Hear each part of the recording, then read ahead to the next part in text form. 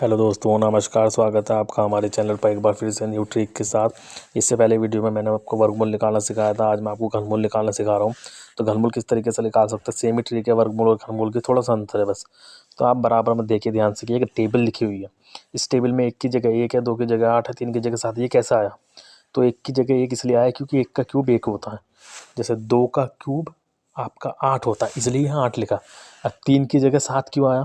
क्योंकि 3 का क्यूब 27 होता है, इसलिए हम लास्ट की संख्या लेते हैं। तो 3 की जगह 7।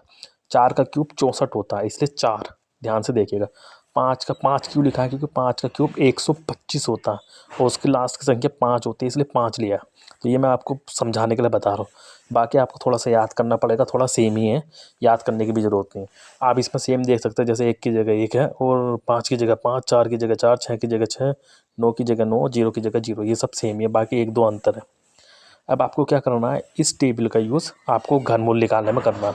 घनमूल कैसे निकालेंगे? जैसा आप देख रहे हैं सामने 5832 का घनमूल निकालना। इसके लिए आपको क्या करना होगा, इसका जो लास्ट का अंक है, लास्ट का अंक क्या है आपका, ये देखिए, ये 2 है। हमने 2 को टेबल में चेक किया, 2 हमने टेबल में चेक किया, ये 2 है और ये आपका 8 है 2 की जगह। तो सेम कुछ नहीं करना, बस 2 की जगह आपको 8 यहाँ लिख देना। थोड़ा सा समय लगेगा लेकिन आपको याद हो जाएगा, फिर आप आसानी से कर पाओगे कि 2 की जगह 8 है। और वैसे भी 2 का क्यूब 8 होता है, इतना आपको पता ही होगा। तो 2 की जगह हमने क्या लिखा है, यहाँ 8 लिख दिया। अब लास्ट की जो 3 संख्या होगी ना, उनको हटा दो।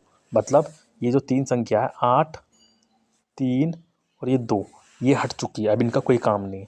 अब हमारे पास खाली 5 है। अब इसको क्या करना, 5 को करना क्या है, ध्यान से देखिएगा। हमें देखना 5 जो है किस किस क्यूब के बीच में आता। तो अब आपको देखना होगा कि क्यूब, आपको मैंने बताया था कि 1 से 10 तक के क्यूब कम से कम आपको याद होनी चाहिए। तो जो 1 का क्यूब होता है वो 1 ही होता है और 2 का क्यूब कितना होता है, 8। तो जो 5 है वो 1 के क्यूब और 2 को क्यूब के बीच में आता। क्योंकि देख, 2 का क्यूब 8 होता है तो 8 से कम है, और 1 का क्यूब 1 होता है तो 1 से ये ज़्यादा। इसके बीच में आपका ये आता है। अब हमें करना क्या है, जो 1 का क्यूब है हमें 1 लिखना है, उसके साथ 0 लगा देनी है, 10 हो गया।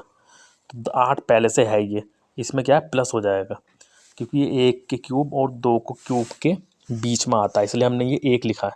1 के साथ 0 लगा के 10 हो जाएगा, 8 पहले से है, ये कितना हो जाएगा, 18। इस तरीके से आप घनमूल किसी भी संख्या का निकाल सकते हैं। वीडियो को 1-2 बार देखेंगे तो आपको समझ में आ जाएगा कि घनमूल किस तरीके से